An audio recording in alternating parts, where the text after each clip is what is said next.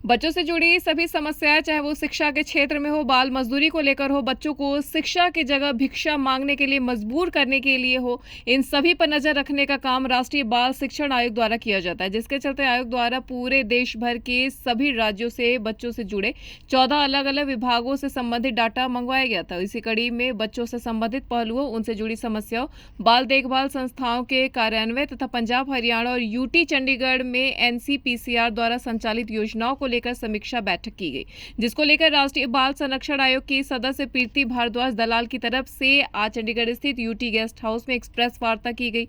इस मौके पर प्रीति भारद्वाज ने बताया कि हमारे द्वारा की गई अलग अलग समीक्षा बैठकों में हमने पंजाब, हरियाणा, चंडीगढ़ से 13 से 14 विभिन्न विभागों के अधिकारियों को बुलाया था, जो कि उनसे बच्चों से जुड़ी समस्या और उनसे समाधान के बारे में विचार की गई और साथ ही जहां कहीं किसी भी तरह की समस्या पाई गई, इसके लिए हिदायतें भी दी गई। इसके साथ ही हमारी टीम ने तीनों जगहों के स्नेहालयों, आंगनबाड़ियों, बाल देखभाल संस्थाओं का भी दौरा किया।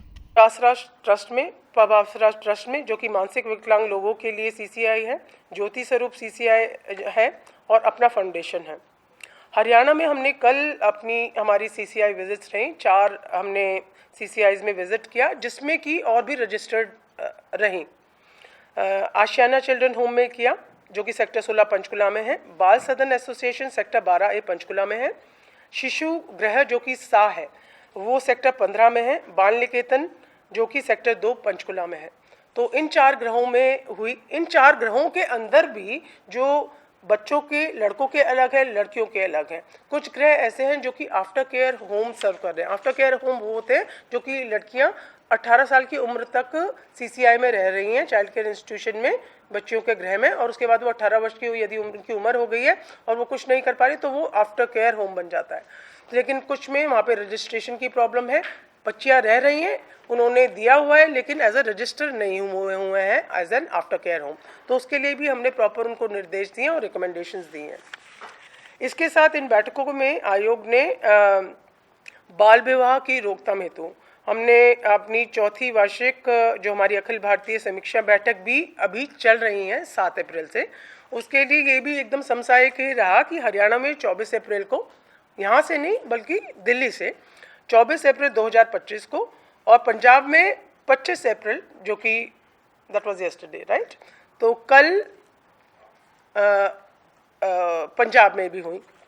तो इसमें हर जिले के डीएम, एडीएम और जो बाल संरक्षण इकाई के जितने भी अधिकारी हैं, डीईओ हैं, एजुकेशन ऑफिसर्स, जो भी अवेयरनेस से संबंधित पीसीएमएलए एक्ट के अंडर आता है, तो क्योंकि अभी अक्षय तृतीया भी आने वाली है तो एकदम समसामयिक रहा। और चंडीगढ़ में 28 तारीख को रहेगी बिस्मिन, I hope you know that, yes.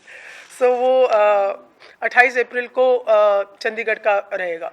तो हमने 7 अप्रैल से हमारी ये जो review meetings on child marriage हमारी चल रही हैं, जिसमें कि हर डिस्ट्रिक्ट उन्होंने पिछले वर्ष से लेके अब तक चाइल्ड मैरिज से रिलेटेड क्या अवेयरनेस किया, कितने उनके पास केसेस रिपोर्ट हुए, कितने केसेस में एफआईआर हुई। तो हमारे को ये बता दिया जाता है कि केसेस मैडम इतने रिपोर्ट हुए, कुछ बताए थे मैडम इतने रिपोर्ट हुए 35-40 या जितने भी, लेकिन एफआईआर हमारी हुई 7 या 2 या 1। मैं डिस्ट्रिक्ट वाइज आपको डेटा बता रही हूँ।